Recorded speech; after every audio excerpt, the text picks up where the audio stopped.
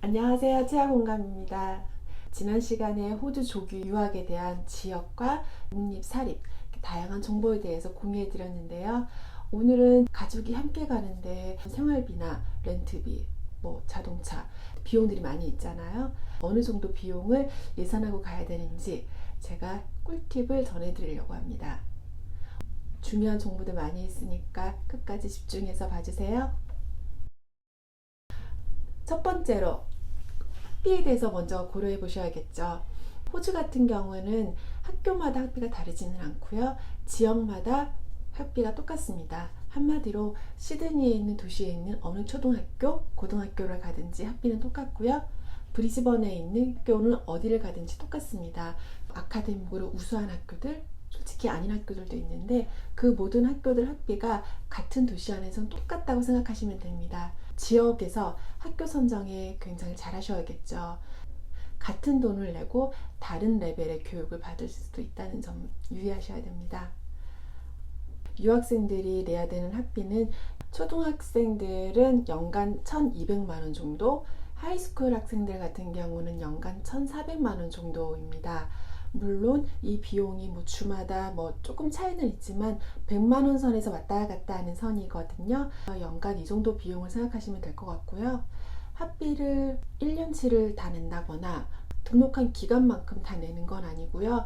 먼저 내가 호주에서 학업을 하고자 하는 기간이 있을 거 아니에요. 1년이 될 수도 있고 3년, 5년이 될 수도 있는데요.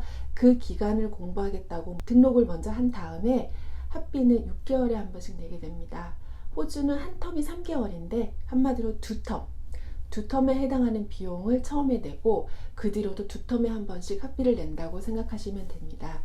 처음 준비하셔야 될 비용은 6개월에 대한 학비고요. 하이스쿨 학생들 같은 경우는 영어 과정을 먼저 하고 입학을 해야 되기 때문에 6개월 영어 과정 학비, 그 6개월 하이스쿨 학비 이렇게 준비를 하시면 될 것 같습니다.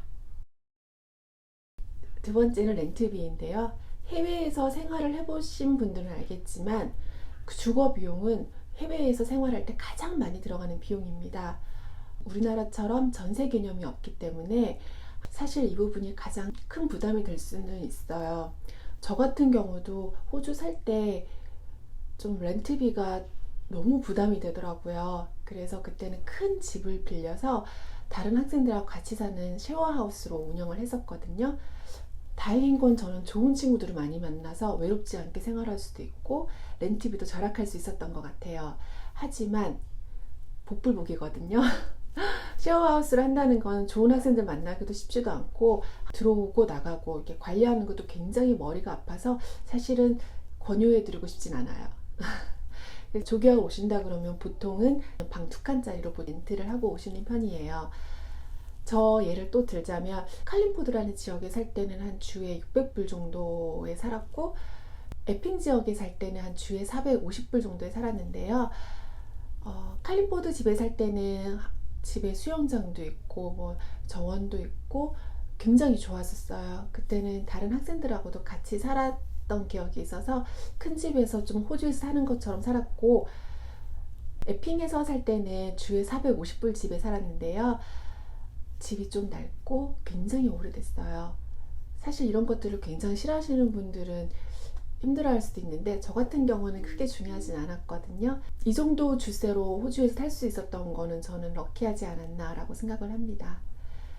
지금 에핑 지역 시세 같은 경우는 주에 600에서 700불 정도 되고 있거든요. 그러니까 저 같은 경우는 굉장히 럭키했었죠.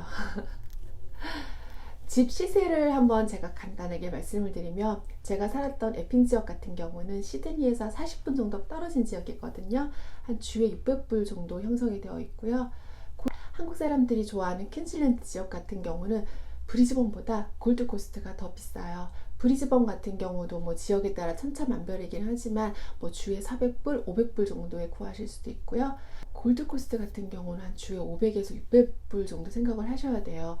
왜 골드코스트가 더 비싸냐면요. 골드코스트는 새로 지어진 타운하우스라든지 집들이 굉장히 많아요. 새 집이 많기 때문에 아무래도 가격이 좀 비싼 편이고, 하지만 좋은 주거 환경을 원하시는 분들한테는 골드코스트가 더 좋을 수는 있어요. 처음에 가셨을 때 집값은 사주 본두비라고 있어요. 본두비라는 거는 보증금 개념이거든요. 나중에 돌려받을 수 있는 비용입니다. 그래서 사주 본두비랑 사주 렌트비 먼저 준비를 하셔야 돼요. 만약에 600불짜리 집으로 간다 하셨을 때는 사주 본두비로 2,400불, 그 다음에 사주 렌트비 2,400불, 4,800불 정도로 먼저 준비하시고 렌트를 하시면 될 것 같아요. 렌트하기 위한 꿀팁을 드리자면, 호주에서는 신용도가 굉장히 중요합니다. 렌트비를 꼬박꼬박 잘 납부했는지가 굉장히 중요하거든요. 처음 가셨을 때는 이런 기록이 없기 때문에 조금 낡고 허름한 집에서 6개월 정도 렌트 기록을 쌓고, 그 다음 6개월 뒤에 원하는 집, 깨끗하고 좋은 집으로 가는 것을 더 추천드리고 있습니다. 세 번째는 중고차인데요. 호주에서 자동차가 꼭 필요할까 이렇게 많이 물어보시는데, 싱글일 경우에는 그다지 필요 없어요. 대중교통으로 왔다 갔다 하는 게 무리는 없지만, 가족이 같이 간다 그러면 좀 다른 것 같아요. 아름다운 비치가 엄청 많거든요. 거기를 주말마다 다니려고 하면은 아무래도 차가 있는 게 더 좋고요. 마트를 가더라도 가까운 쇼핑센터가 지역마다 많이 있긴 하지만, 쇼핑센터에서 장을 보고 올 때도 그걸 다 들고 다니는 것보다는 차에 실어서 오는 게 더 편하잖아요. 중고차를 구매하는 걸 더 추천드립니다. 호주 같은 경우는 중고차 가격이 이렇게 싼 편은 아니에요. 대략 한 2천만 원 정도에서 많이 구매를 하시는 편이고요.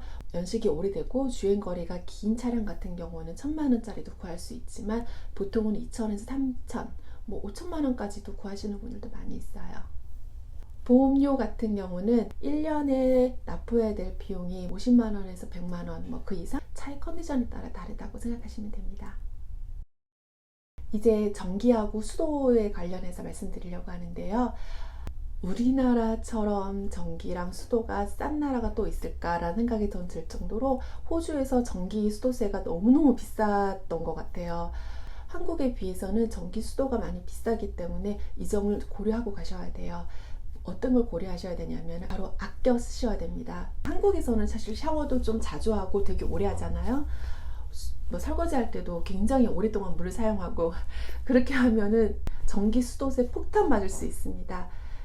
아껴서 쓰길 권유드립니다.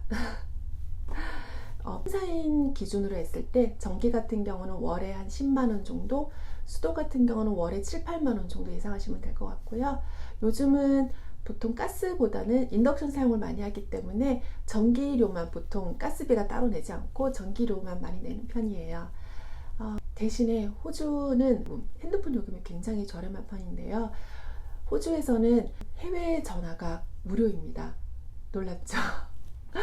고국에 있는 친구들 아니면 가족들한테 전화를 아주 자주 하는 편이에요. 요금이 어느 정도냐면, 데이터 5기가, 음성통화 무료, 이렇게 해서 해외 전화 무료까지 포함해서 한 달에 30불? 그러니까 3달에 3만 원도 되지 않는 비용으로 핸드폰을 이용할 수 있습니다. 인터넷 요금은 조금 비싼 편인데요. 한 달에 8만 원 정도 예상하시고 가시면 될 것 같아요. 이제 가구하고 가전인데요.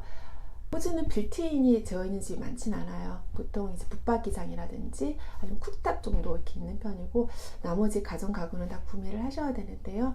새 걸로 구매하면 너무 부담스럽잖아요. 그래서 중고로 해서 패키지로 구매하실 수 있고, 보통 한 200만 원에서 300만 원 정도면 한꺼번에 다 구매하실 수 있는 것 같아요. 아예 이민을 온다거나 호주에서 오래 살 계획으로 한국에 있는 모든 것들을 컨테이너로 가져오겠다 하시는 분들도 있거든요. 그 비용도 사실은 만만치 않아요. 따로 이제 알아보셔야 되겠지만, 짐의 양에 따라서도 많이 다르고 하지만, 보통 한 400만 원 정도 비용이 들어가는 것 같더라고요. 그 다음에 이제 식비인데요. 우리나라 물가 엄청 올랐죠. 마트 가보셨나요? 야채 값이 정말 너무너무 비싸요. 야채를 요즘에 사려고 하면 비싸서 허걱할 때가 되게 많거든요. 호주는 야채나 과일 값이 굉장히 저렴합니다. 그리고 고기 값도 굉장히 저렴하거든요. 고기나 야채를 먹는다 그러면은 저렴한 식비로 생활하실 수 있습니다. 하지만 한국 음식을 먹는다고 생각을 하면 비쌉니다. 고추장, 고춧가루, 된장 이런 것들 다 수입해야 되거든요. 그러니까 수입하다 보니까 가격이 아무래도 조금 더 비쌀 수는 있기 때문에 한국 음식을 많이 먹는다 생각하면 식비를 조금 더 비싸게 보셔야 할 수도 있어요. 마지막으로 자녀 활동비인데요. 저희 나라 학생들 보면은 학원 뺑뺑이라고 그러죠. 학교나 유치원을 마치고 학원 가는 게 얼마나 많은지 저녁에나 들어와요. 그래서 집에 와서는 거의 밥만 먹고 잠만 자는 아이들이 많은데요. 호주 같은 경우는 학원 문화가 발달되어 있지는 않아요. 학교에서 대부분 모든 활동이 다 이루어지는 편이거든요. 그래서 악기도 뭐 밴드부 같은 거 가입을 해서 학교 시작하기 전에 가서 30분 정도 배우고 오는 편이에요. 스포츠도 학교에서 많이 하는 편인데 사실 그걸로 만족하지 못하시는 부모님들이 대부분이에요. 그렇다고 학원이 따로 없기 때문에 뭐 타임당 레슨을 따로 받거든요. 뭐 악기 레슨이라든지 체육 같은 경우는 일주일에 한 번 아니면 일주일에 2번 정도 레슨을 받고 있습니다.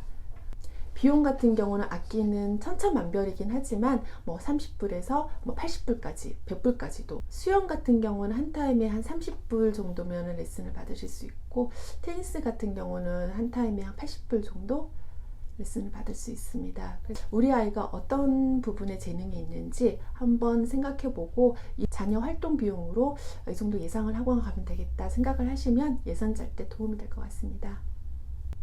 오늘은 조기 유학을 예산을 짤 때 도움이 될 수 있는 꿀팁을 제가 준비를 했는데요. 도움이 되셨나요? 다음에도 호주에 대한 생생한 정보를 바탕으로 조기 유학 꿀팁, 호주 유학 꿀팁을 제가 또 들고 올게요.